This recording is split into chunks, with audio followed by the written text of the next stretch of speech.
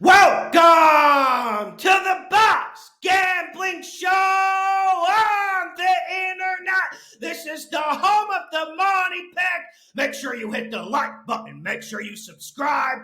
Week 18 upsets to bet. Let's get this money. Playoffs on the line. Let's get to the first game. We got the Atlanta Falcons at the New Orleans Saints. Falcons +3. I got the Falcons. And I get it. Most of the money will be on the Saints. Most of the praise will be on the Saints. They played like shit this whole year. Atlanta too.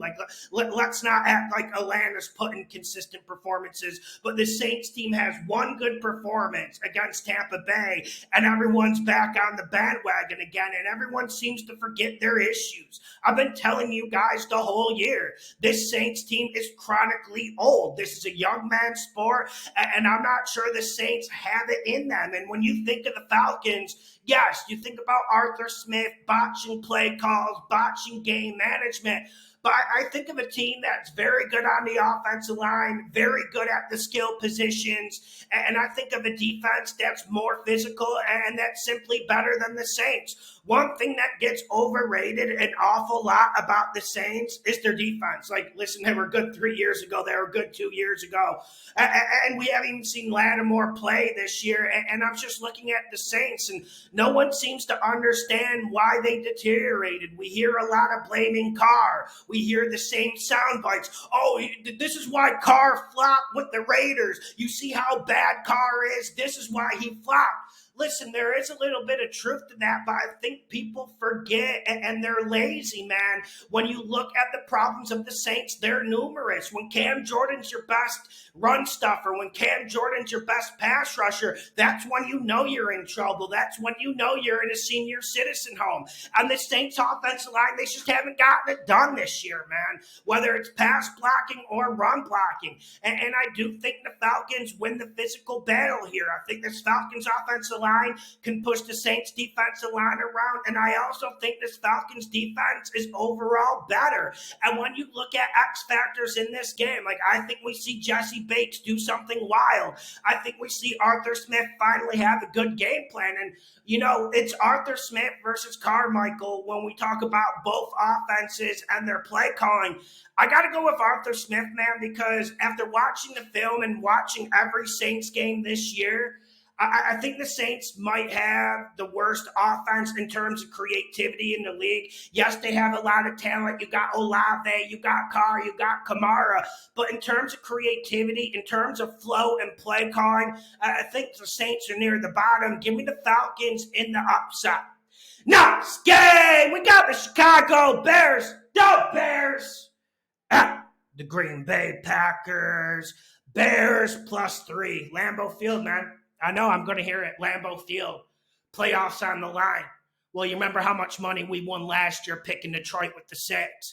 And obviously, this isn't a slam dunk situation like last year. And I get it. Love the Packers. The Packers defense looked absolutely phenomenal on the road to my Minnesota Vikings. But almost a similar argument for the Saints. Like, we can't just throw out the rest of this year because one team has a good game. And I worry about the Packers front seven. I mean, their secondary is banged up and they can't cover anyone. But I worry about this Packers front seven in terms of their ability to get in their run fits and stop the running game. And I know Justin Fields has disappointed us a lot this year. He just hasn't been good enough. But one thing that has been developing and growing as the year goes on is this Bears run game. I think the Bears can run it for 150, 170, and I'm not sure the Packers will be able to have the offensive firepower. And when you look at this, like Jordan Love, it's been up and down this year, up and down. But for me, he's very, very mediocre. And one thing about this Bears defense, look at how this Bears defense has been developing since week 8, week 9. Once they got Sweat in there, the landscape of this defense changed. Their secondary got healthy. And that's what I'm looking at in this matchup. Can the Packers receivers get separation against a Bears secondary that is playing absolutely lights out football? I don't think they can. 10. This is going to get ugly. And I know the Bears on the road aren't everyone's favorite proposition, but I believe the Bears are the more physical team and dare I say, better coach team. One guy that always seems to dodge any sort of criticism or pressure is Matt LaFleur. He's just not a guy I like in the trench. I wouldn't want to go to battle with him, and I think he's folded more times than the media gives him credit for. Give me the Bears. Next game, we got the Buffalo Bills at the Miami Dolphins. Fins +3 at home in Miami. Funny, right? Instead of making this 1 o'clock, the NFL had to put this on at 8:20. They're trying to get the Bills in the playoffs, no doubt. Listen, man, this would be a slam dunk money pick for Miami, but we need to exercise caution because let's go to the ring psychology of this, the football psychology, so to speak. Listen, I'm worried about Bradley Chubb going out injured. And either way, the Dolphins need a pass rusher. They're without Phillips. They're without Chubb. I still think the Dolphins could win this game, but here's the issue, man. If the Dolphins lose, draw, win, they're still in the playoffs. I get it. They want to win the AFC East. But either way, they're still in the playoffs, and I still think this Miami Dolphins offense is as good as it comes in this league. You look like you're getting Waddle back, and I don't think this Bills defense can cope. And one storyline, one narrative leading into this game that everyone seems to forget, the Bills aren't playing all that good of football, man. And I get it. They absolutely slapped the Cowboys upside the head. But what did they do against the Chargers?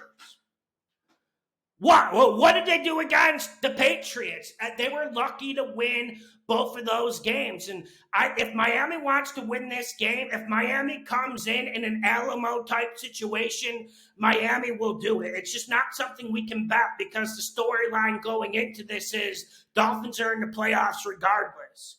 Next game, we got the Philadelphia Eagles at the New York Giants. Giants +5.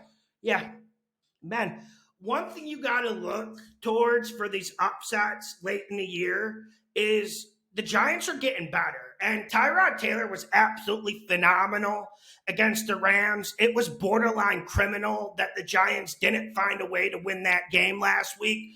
But we're looking at an Eagles team that I think they're like deer in the headlights, man. They just seem out of rhythm, out of ideas, and I'm not sure we're going to see any sort of evolution. And we called Hurts when he came into this league. We were the first people to hype him up.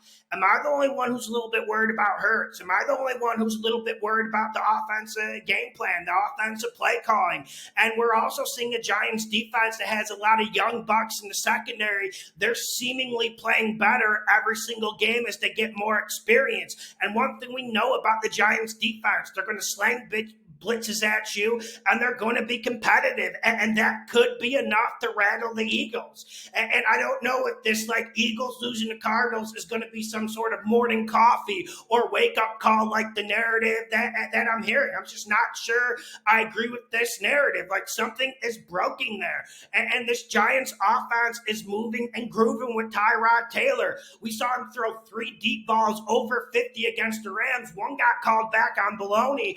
But we're seeing this Giants offense evolve. And when you talk about Daboll, you always have to put respect on his name. The fact that he got this Giant squad to the playoffs last year and won a playoff game is a borderline miracle. Nick Sirianni needs to wake this team up because if they come in this game sleepwalking, the Giants are going to smash them. Make sure you hit the like button. Make sure you subscribe. Over-unders will be up Thursday, noon Eastern. Let's get this money. Live call-in show, same time as normal. Friday, 5 p.m. Eastern time.